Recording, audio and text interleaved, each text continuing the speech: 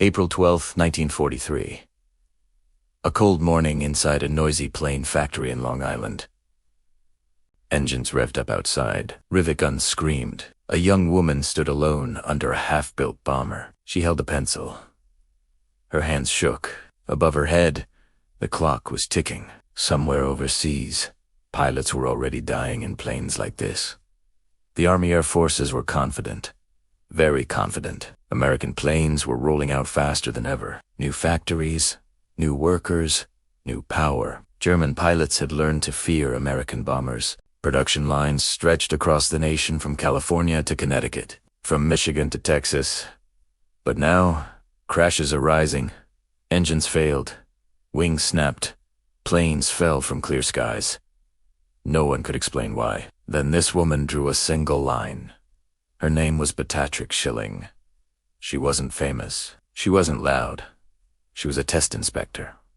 Her job was simple. Check planes, sign papers, move on. But she noticed something no one else did. Tiny gaps, crooked bolts, parts that didn't match drawings. She grabbed a pencil and ran it along the seams. The pencil keeps dipping into the paper, and honestly, it really shouldn't. Just a quick note. If you enjoy insane World War II stories like this, hit subscribe real quick. We share real moments, real people, and real history every week.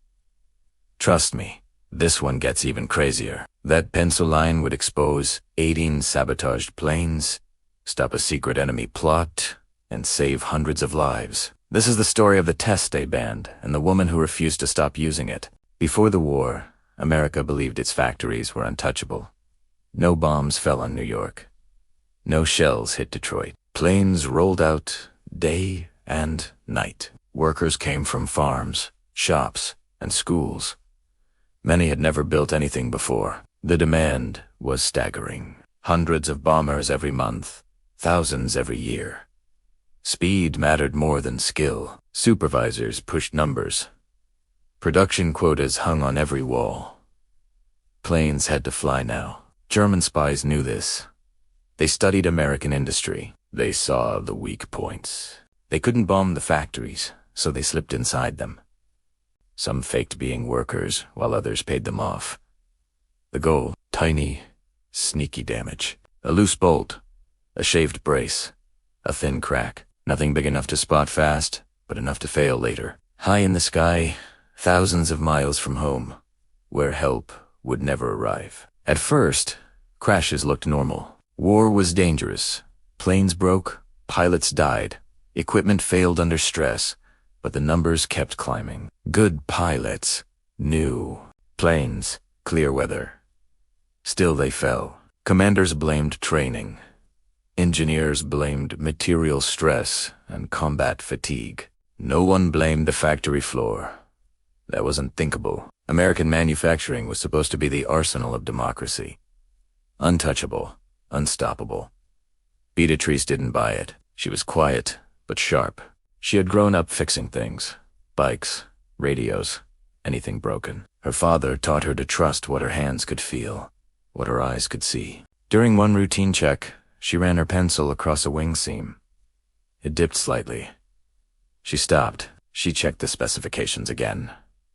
The seam should be flush, perfectly aligned. She checked another plane. Same dip, then another. She began using the pencil on every plane she could reach. It became her ritual, her obsession. When it stayed flat, she moved on. When it dipped, she marked Italiano. Soon, her list grew. Too many planes, too many dips. Too many patterns that made no sense. She reported it. The managers just burst out laughing. A pencil wasn't a tool. It wasn't in the manual. They told her to stop slowing the line. Production numbers were everything.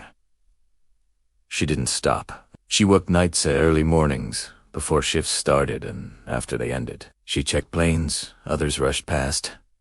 She found bolts cut just short, braces filed thin, fuel lines nicked, rivets loosened just enough. All small, all invisible to the naked eye, all deadly at altitude. She traced patterns, same spots, same damage, same production line, over and over. When she brought proof, the response was harsh. The Pensa test was banned, officially, prohibited. Supervisors said it scared workers, hurt morale, made delays, created paranoia on the floor. They ordered her to sign off and move on, do her job the normal way.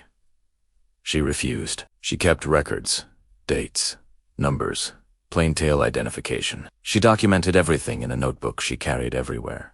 Then came the crash that changed everything. A bomber went down during a routine test flight over Long Island Sound. Both pilots died instantly. The wreck was pulled from the water and torn apart. Engineers found a failed wing brace, filed thin, weakened deliberately, just like Beatrice had marked weeks before. Her reports were pulled from storage. Her planes were counted. Her warnings were reviewed. 1818 planes showed signs of the same damage.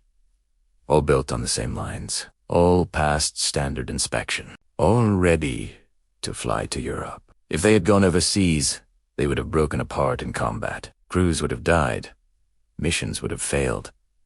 Entire squadrons could have been lost. The Army launched a quiet probe.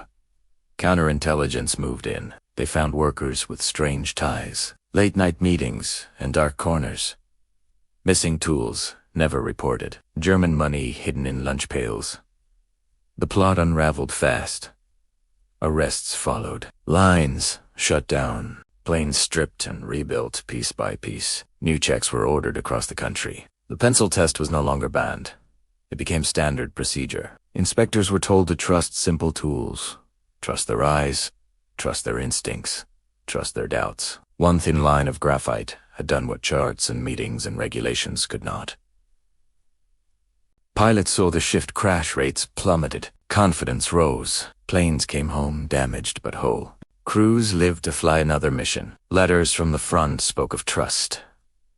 Trust in the plane beneath them. Trust in the people who built it back home. Beatrice never asked for praise. She never gave interviews.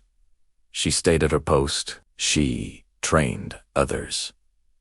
She taught them to slow down, to feel seams with their fingertips, to listen to small signs their gut told them. She saved lives without ever leaving the ground, without ever firing a shot. After the war, many stories were told. Aces and their victories, battles and their heroes, big guns and bigger bombs. Few mentioned factory floors. Fewer mentioned inspectors. Almost none mentioned a woman with a pencil. But pilots remembered. Some wrote to her. Some visited years later. They thanked her for their lives, for their families, for their futures. That morning, in April, she went back to the same spot. Same noise, same smell of oil and metal and possibility. She drew her pencil line again. This time, it stayed flat. Perfect. Totally there. You won't believe how exciting this is, right? She smiled just a little. Her story was part of something bigger. America didn't just win with bombs and planes. It won with people who cared. People who questioned authority when something felt wrong. People who refused to rush past danger for the sake of numbers. From shipyards to airfields, small choices added up to huge power. By 1944, American factories built more planes than all Axis nations combined that year. Millions of workers, thousands of checks, countless small acts of diligence and courage. Each one made the difference between life and death in the sky. Here's the number that matters most. That's how many she stopped. Each carried 10 men. That's 180 lives saved by one pencil line. One woman. One refusal to look away. Thanks for listening to this story. If it moved you, share it with someone who needs to hear it. Subscribe for more real-world War II stories like this. Next time, we'll uncover another hidden battle you've probably never heard before.